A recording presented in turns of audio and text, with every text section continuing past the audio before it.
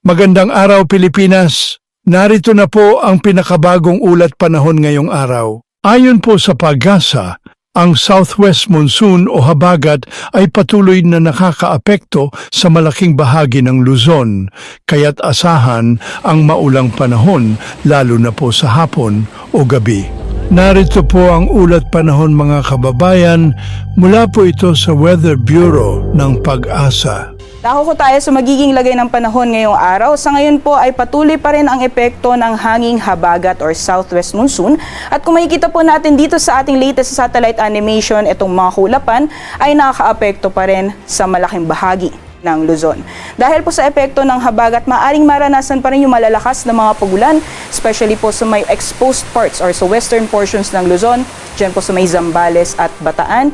Pati na po yung mga karatig na probinsya at rehiyon ng Ilocos Region, Cordillera Administrative Region ng Central Luzon. Pati na po dito sa Metro Manila, possible pa rin po yung cloudy conditions at paminsan-minsan makakaranas po tayo ng mga kalat-kalat mga pagulan, pagkidlat at pagkulog.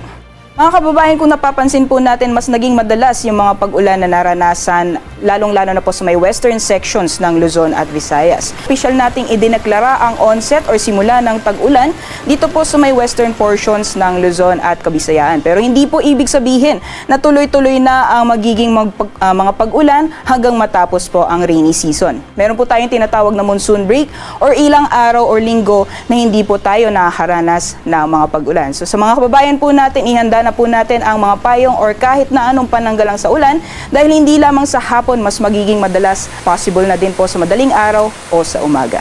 Samantalang sa kalagayan po ng ating karagatan, wala po tayong babala sa matataas na mga pag-alon or gale warning, kaya malaya pa rin po makakalayag ang ating mga kababayan ngayong araw. Iba yung pag-iingat lamang po sa mga planong pumalaot sa mga dagat baybayin ng extreme northern Luzon, possible pong maranasan ang katamtaman hanggang sa maalon na karagatan.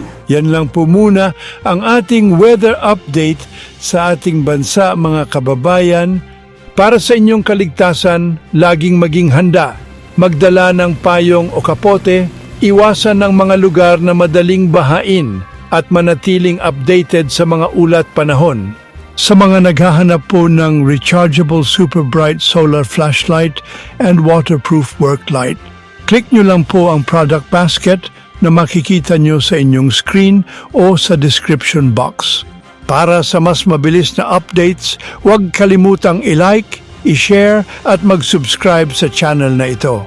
Hanggang sa susunod na ulat panahon, stay safe and weather-wise mga kabayan.